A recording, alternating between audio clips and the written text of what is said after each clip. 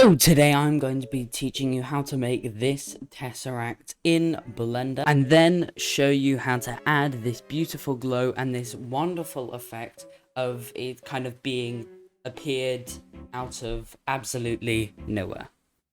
So let's get started on that. Create a brand new file. Now you're going to delete the default cube and then add a new cube. Then go into the shading tab, add a new texture, grab a transmission shader, a transparent shader, and then an also mix shader. Plug the transparent into the bottom socket. Now create a color ramp. Then create a gradient texture. Plug that into the factor. Now if you've got node wrangler enabled, you're going to be able to hit Control T, and that's going to add a mapping and texture coordinate node. Now rotate by 90 degrees on the x-axis. Now you can do this really cool thing. So you're going to really put it here, and then what you're going to want to do is you're going to want to, well, there you go, black and white. But then you go into your rendered view, but make sure to switch over to cycles, GPU rendering if you have one, adaptive sampling. Now the reason we have this is so that we can control this. So look, it's all like pretty much all transparent now, because now it's doing a gradient thing, which is not what we want.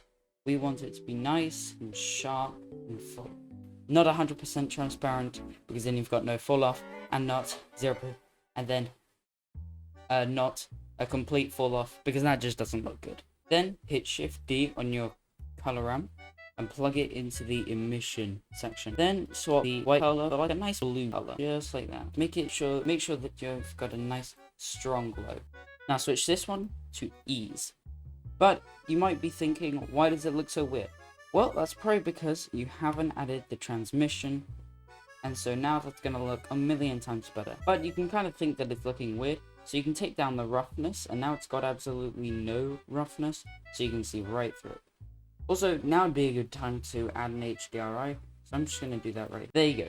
Now you can better see the, now usually when I'd be creating a texture, I just prefer to keep this at the point where, so now it looks like it's all glass, but it's not all white because it's frosty glass. How are we going to make it into a frosty glass? Well, take a color ramp, plug it into the rough. Now that's going to look pretty weird, but then we're going to add a noise texture. Plug the color into the factor. Change this to 15, this to 16, this to 0.733. I know it's a specific number, but it's the one that I picked. And keep the distortion at 0. Then I'm going to just drag this around about, there we go. And then I'm going to drag this. So it gives us like a frost. Now at the moment, you can't really see that. So you know what we're going to do? We're going to select the cube and hit Shift D. I'm going to escape. So now it's duplicated the object and it's in the exact same place. Now scale it down, just about that size will do. Then go into the shader settings and delete this shader. Create a new shader for this. And I know we're not done with this one yet, but you go to the, if you pick an emission shader and you set the strength to around about 100, and then pick like a nice blue color. That seems a bit blue, so we'll stick with this kind of icy blue. As you can see, it's already coming together. And then swap the base color just up here to some nice like blue. I'd keep it at that, this kind of blue, and this is already looking absolutely fantastic. The only problem is the fact that we want to kind of have this dissolving effect.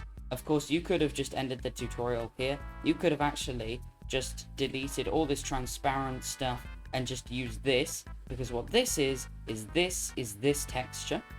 And what all of this is to make sure that you can, wait a minute, control where it is. There you go.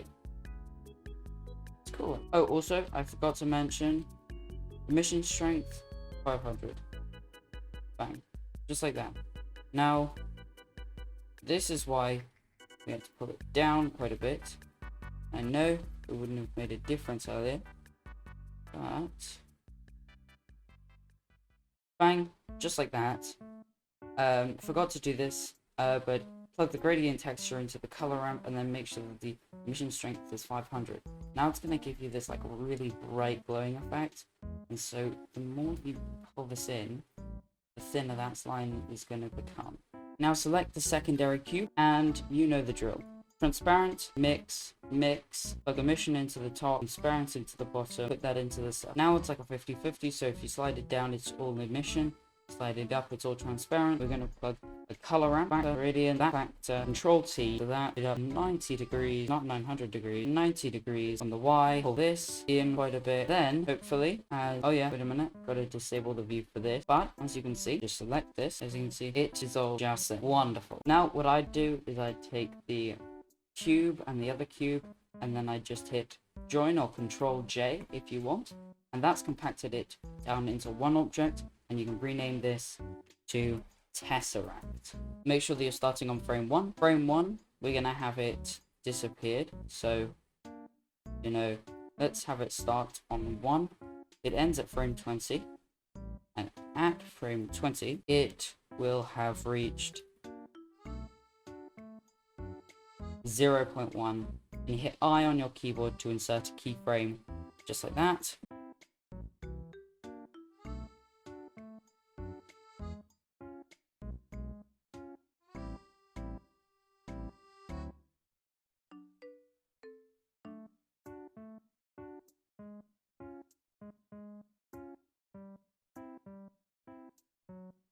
Then go into the compositing. If you don't see this, then just click this plus button, go to general, and then go to compositing.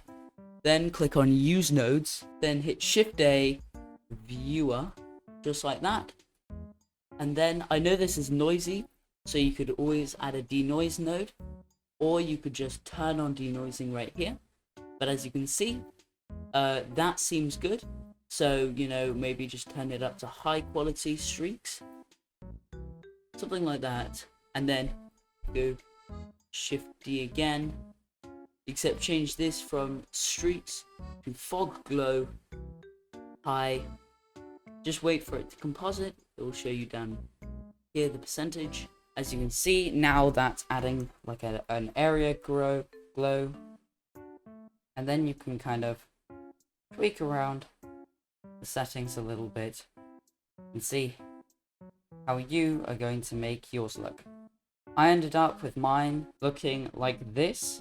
This is without the glare node, quite obviously. And that's what I ended up with, that kind of frame there.